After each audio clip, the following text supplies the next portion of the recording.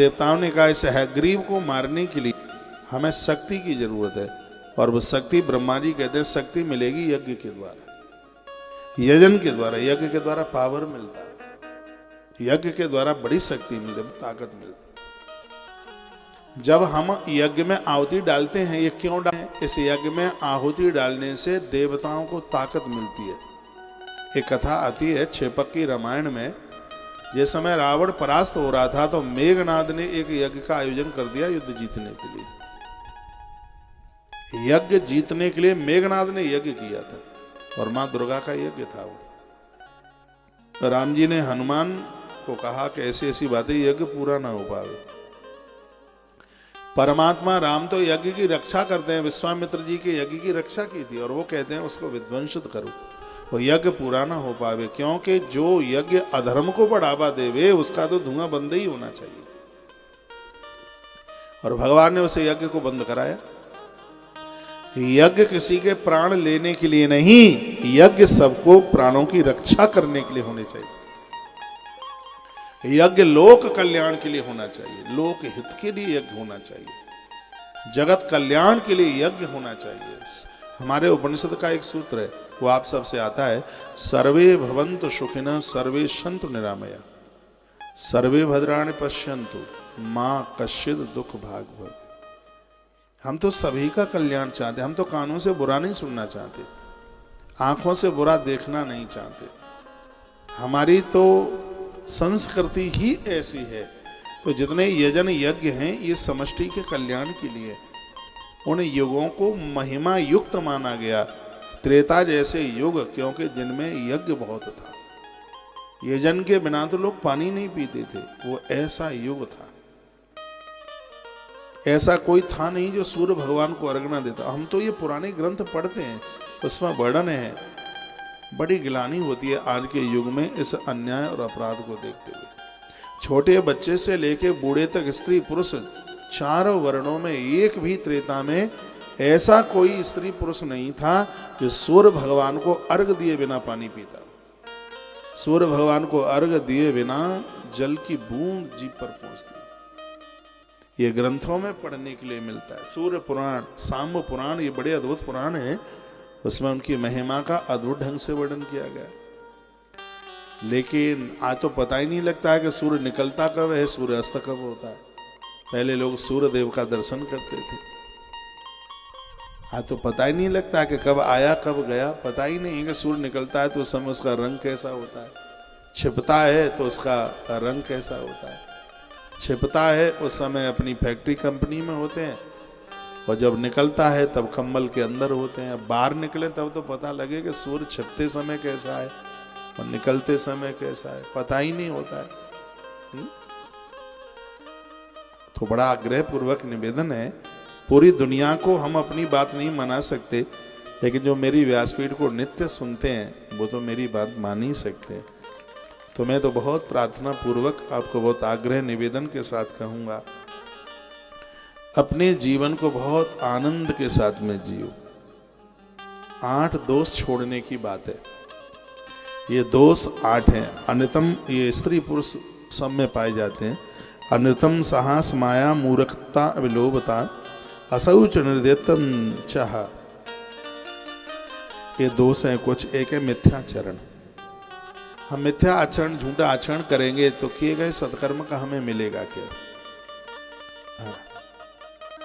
मूर्खता, अतिलोभ, अपवित्रता, दयाहीनता, आत्महत्या करने वाला साहस, ये जीवन में नहीं होना चाहिए, कभी नहीं होना चाहिए। इन दोषों से पूरा बचने की कोशिश कीजिए। मैं जबरदस्ती से आपसे कोई बात नहीं मैं मनवा रहा हूं। देवताओं ने जब यह कहा था कि यज्ञ से ताकत बढ़ेगी, यज्ञ से ताकत बढ़ेगी, और जब यज्ञ से देवों की ताकत बढ़ती है तो हमें और आपको नित्य यज्ञ करना चाहिए। अब हम तो रोज करते हैं, आप रोज नहीं कर सकते तो 8 दिन में, 15 दिन में, महीने में तो एक बार घर में यज्ञ कर ही सकते। तो उसका बेनिफिट आप गिन नहीं पाएंगे, कितना बेनिफिट। और जितना आप हवन सामग्री पर, घी पर खर्च नहीं कर पाएंगे, उससे कितना गुना तो आपका अस्पताल में जाने से पैसा बच जाएगा। आयु बढ़ेगी, फेफड़े मजबूत होंगे, घर का वातावरण अच्छा रहेगा। यज्ञ से राम प्रकट होते हैं, यज्ञ से यज्ञ की ही तो महिमा है। यज्ञ से भगवान प्रकट हुए और अकेले नहीं आए, राम अकेले नहीं आए। अवध में यज्ञ होता है तो अर्थ लक्ष्मण बन करके पैदा हो गए। वैराग्य अर्थ शत्रुघ्न बन के प्रकट हो गया, वैराग्य लक्ष्मण बन के, और स्वयं धर्म श्री भरत बन करके प्रकट हुए उसे यज्ञ से। ये यज्ञ की महिमा। मैं तो कहना चाहूंगा देश के सभी गुरुजनों को, आचार्य जनों को, आप अपने अपने अनुयायियों को यज्ञ से जोड़िएगा। यज्ञ का धुआं पूरी समष्टि का कल्याण करता है। ब्राह्मण के मुख से निकला हुआ मंत्र और उसके द्वारा आहूत की गई सामग्री, इससे जन का कल्याण होगा। यज्ञ हो रहा है आप सब लोगों के निमित्त। सत्य तो यही है, आपको बुरे दिन नहीं देखने पड़ेंगे, जीवन में कष्ट नहीं होगा, दिक्कत परेशानी नहीं होगी। एक संकल्प के साथ ही यज्ञ हो रहा है। इसकी हमने महिमा पढ़ी है।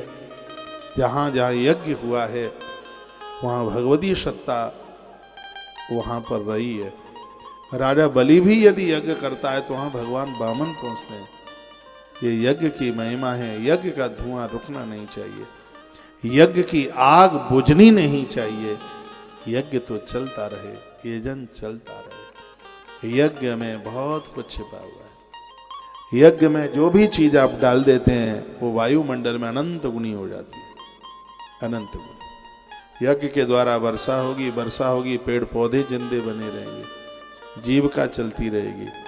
तो उसके आधार में तो यज्ञ ही है। यज्ञ देवर्षि नारद ने भी धर्मराज युधिष्ठिर को यज्ञ करने के लिए ही तो कहा था, तब उन्होंने एक राजसूय यज्ञ किया। भगवान श्री कृष्ण ने तो अनेक सोम यज्ञ किए थे। प्रभु श्री राम जी ने भी अश्वमेध यज्ञ किया। पहले के राजाओं ने बहुत यज्ञ किए, बहुत यज्ञों की बात कही गई है।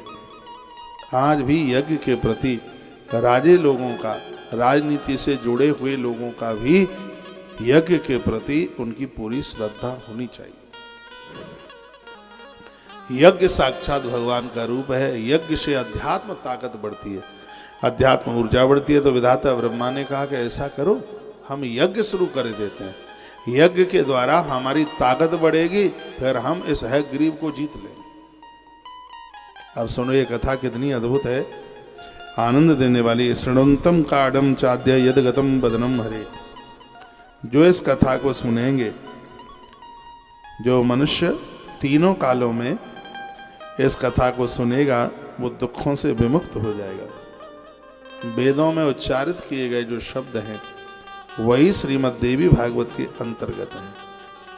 तो वर्णन किया गया, कहा गया कि यज्ञ की तैयारियां तो हो गई, लेकिन देवराज इंद्र बोले कि हम यहाँ यज्ञ करें। तो इतने में हैग्रीव राक्षस ने उत्पात मचा दिया, तो फिर क्या होगा। और यज्ञ विध्वंसित हो गया, यज्ञ पूरा नहीं हुआ तो उसका बड़ा अपराध लगता। यज्ञ में व्यवधान नहीं होना चाहिए।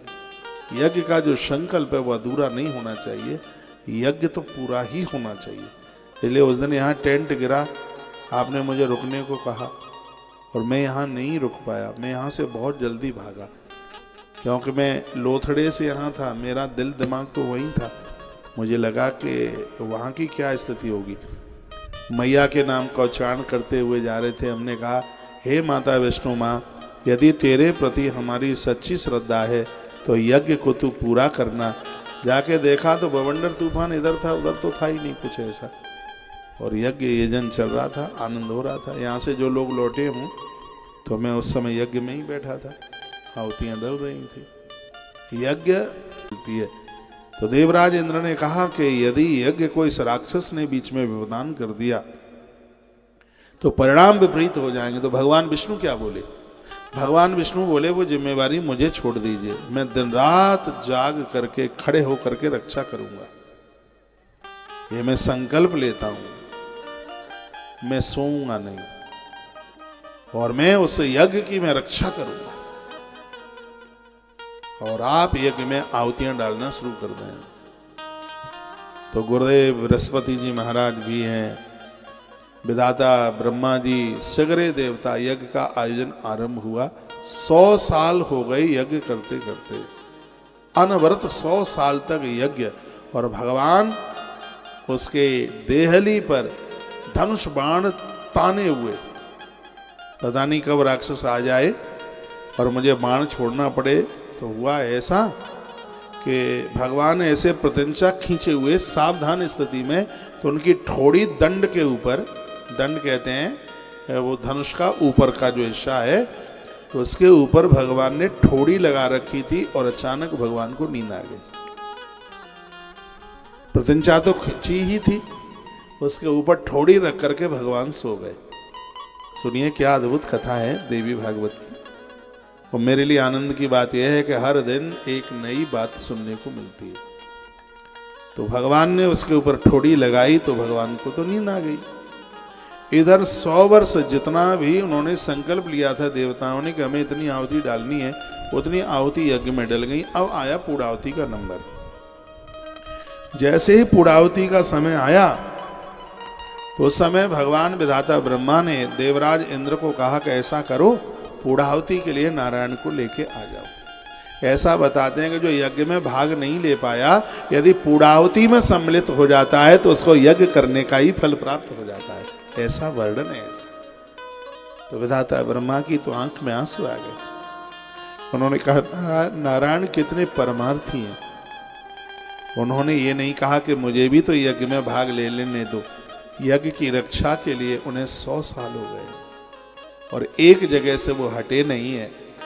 तो यज्ञ में आहुति तो नहीं डाल पाए, लेकिन वो पूर्णाहुति में आ जाएंगे तो उन्हें यज्ञ करने का फल प्राप्त हो जाएगा। ऐसा विधाता ब्रह्मा जी बोले। कहने लगे बुला के ले आओ।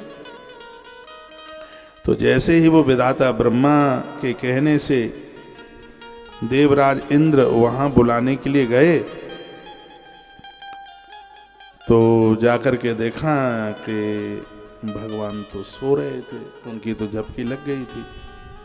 देवराज इंद्र ने देखा और वो लौट करके आ गए और क्या बोले कि मैं गया था लेकिन वो सो रहे थे, इसलिए मैंने उन्हें जगाया नहीं, क्योंकि सोते हुए जगाने से निद्रा भंग कदाक्षेदो दंपत्यो प्रीति वेदनम शिशुमात भेद ब्रह्मत्या समम स्मृता।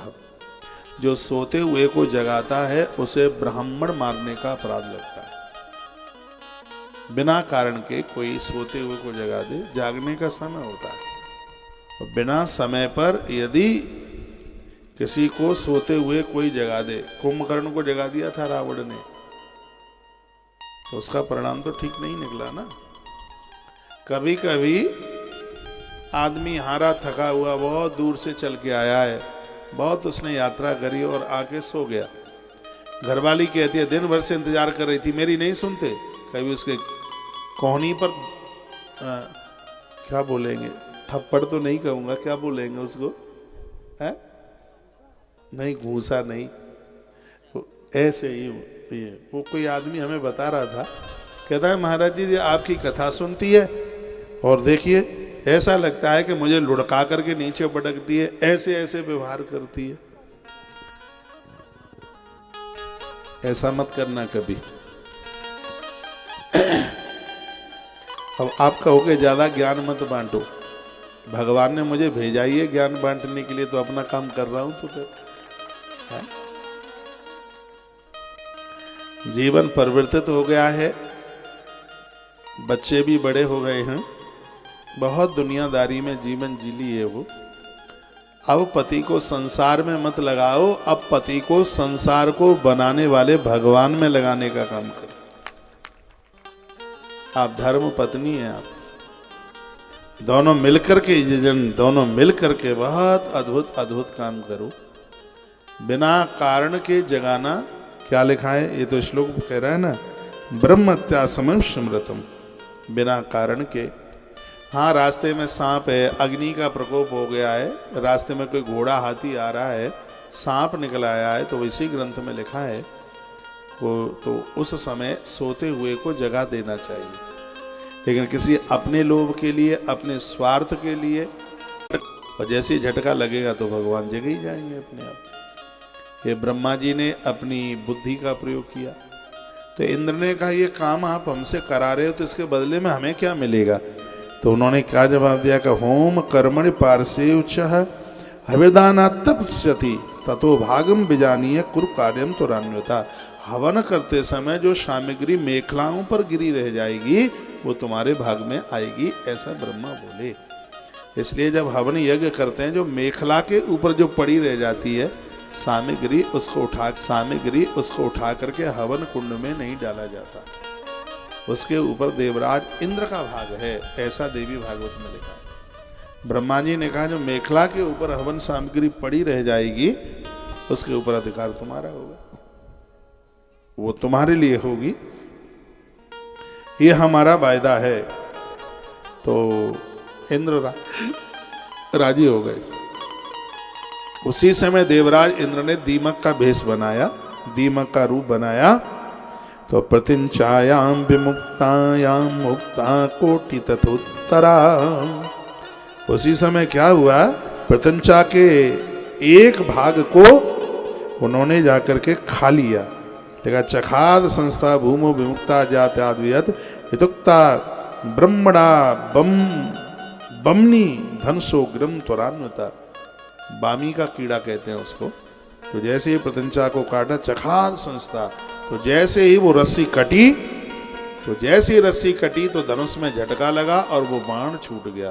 पहले तो बड़ी जोर से आवाज हुई, ब्रह्मांडम क्षुभितम सर्वम वसुधा कंप्यदा तदा। ब्रह्मांड गर्जने लगा, धरती हिल गई। क्यों? वो बाण भगवान की ठोड़ी ऐसे लगी हुई थी, नीचे था बाण, तो बाण सीधे भगवान नारायण की गर्दन को पार कर गया। भगवान नारायण का मस्तिष्क कट करके अंबर आकाश की तरफ चला गया। हाहाकार, भगवान का शरीर नीचे पड़ा रह गया और भगवान का मस्तक छेदन हो गया, मस्तिष्क कट गया नारायण का उस बाण के द्वारा। देवताओं में हाहाकार मच गई। अंधकारे तथा घोरे शांति ब्रह्म हरो तथा। विधाता ब्रह्मा महादेव सब विचलित हो गए, दिक्कत हो गई, अंधकार हो गया। उल्का पाता महोत्पाता भूर्दस्त खंचिता। उल्कापात होने लगे, धरती हिलने लगी, आकाश डुलने लगा, क्योंकि भगवान का मस्तक छेदन हो गया। इसलिए दृष्टा कबंधम विष्णु विस्मताम स्वस्तम सिगरे देवता विस्मित हो गए। भगवान विष्णु का सिर वीण धड़ देख करके देवता अत्यंत विस्मित हुए, चिंता सागर में डूब गए, शोकाकुल हो गए और विलाप करने लगे। चिंत्या सागरन नाशा रुरुदु शोक करसिता। सिगरे देवता रोने लगे। पहले तो ये बताओ, कथा आ रही है समझ में? है आ रही है? देवता रो रहे थे। हा नाथ किम प्रभो जाता मत्यो दस्त मानुषम वैसम सर्वदेवानाम देव देव सनातनम। हे नाथ, हे प्रभु, यह कैसी विचित्र, ये क्या घटना घट गई है? हे देवादिदेव, हे सनातन, हम सभी देवताओं के लिए तो यह बात विनाशकारी है। आप ही नहीं होंगे तो सब कुछ समाप्त हो जाएगा। यह किस देवता की माया है जिसके द्वारा आपके सिर का हरण हो गया? हुआ कैसे? हे विभो, इस प्रकार आपके चले जाने पर हम देवता तो मौत को ही प्राप्त हो जाएंगे।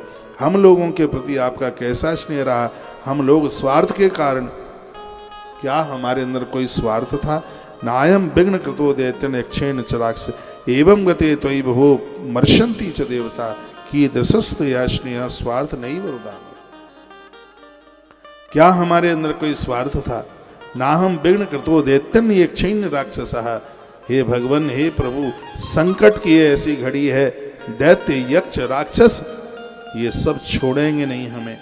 ये बहुत बड़ा विघ्न उत्पन्न हो गया। पूर्णाहुति भी नहीं हुई यज्ञ की और आपका सिरच्छेदन हो गया। हम सभी देवता पराश्रित हैं। हम इस समय क्या करें, कहाँ जाएं? हे देवेश, हम मूढ़ बुद्धि वाले देवताओं के लिए अब कहीं भी कोई शरण नहीं है। ऐसा वो रुदन करने लगे, कहने लगे सड़म नैव देवेशा सुराणम मूढ़ चेतसा। हमारी तो बुद्धि काम नहीं कर रही है, अब हम क्या करें क्या नहीं करें? यह कोई सात्विकी राशि अथवा तामसी माया है, क्या है जिसके द्वारा आप मायापति जगत गुरु का सिर काटा गया? आश्चर्य हो रहा है कि आपका भी मस्तिष्क कट सकता है।